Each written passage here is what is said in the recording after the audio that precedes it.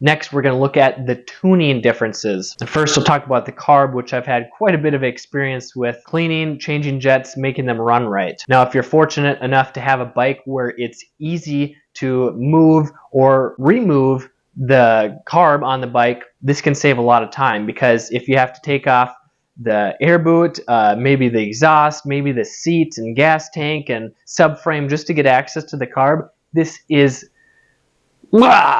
super frustrating just to change a jet. But most bikes, you can just rotate the carb to change like the pilot jet and the main jet, or possibly even the needle. But if you have to take the carb off, this can take quite a bit of time, especially if you've never done it before. And why would you take the carb off? Well, if you need to do a complete cleaning because the bike's been sitting for 6 months, a year, a few years, and it's not starting, and just trying to use some carb cleaner alone isn't fixing it. Now, one advantage, I guess you could say, is there's less to change on a carb. I mean, it's pretty simple in that there's only a few jet circuits. You got the pilot jet circuit, which is the pilot jet, as well as the air or fuel screw. You have the needle jet circuit, which is the needle and the needle clip, and you have the main jet circuit, which is the main jet. Now, it may seem really simple that, oh, there's only 3 circuits. How many different combinations could you have, right? Well, if you've ever tried tuning a carb for the first time, you'll realize that making one change can make it worse, or you can make a couple changes and the bike keeps running worse or doesn't run any better, and it just starts getting confusing very quickly if you don't have the proper understanding of how each circuit works.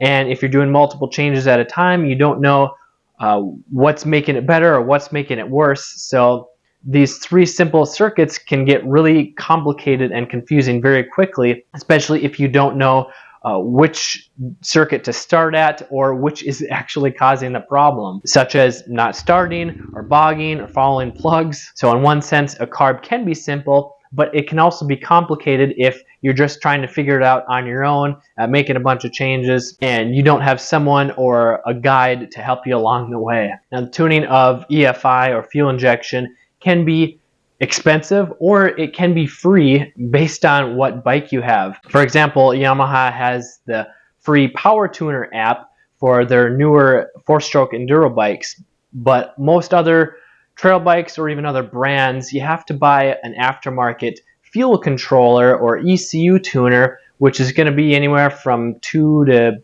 $800. And while most stock bikes don't really need a fuel tuner or a controller, they're almost necessary if you want to get more power, more reliability when you make modifications to your bike. So let's say you're changing the exhaust or getting head work or engine work done, or if you just want your stock bike to run a little bit better, sometimes they're tuned a little bit lean from the factory. Getting a fuel controller and tuning it can make some major differences and improve the reliability of your 4-stroke or 2-stroke. One thing I really like about the tuning, if you ever have to do it, is there's no messy jets or gas that you have to deal with. It's usually just a plug and play, or like the Power Tuner app, it's Wi-Fi, so you just use the handheld device, maybe your phone, maybe a laptop. There's no removing the throttle body or fuel injection system, which makes it a lot more convenient. But depending on what controller or app or software that you're using,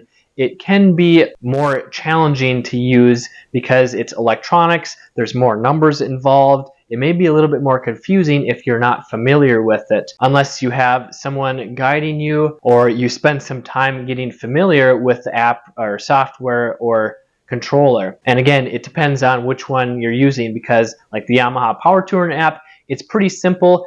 Sometimes they even give you some pre-made fuel or tuning maps, which you can just press a button and it'll change the maps for you. So if you like testing and tuning without having to deal with messy jets, fuel injection, it can be actually pretty fun. And if you're still wondering about the difference of cost to buy and maintain, as well as the reliability of carb versus EFI on a dirt bike, you should check out this video here. Or if you're a casual trail rider and wondering why you're lacking confidence, check out this video right here.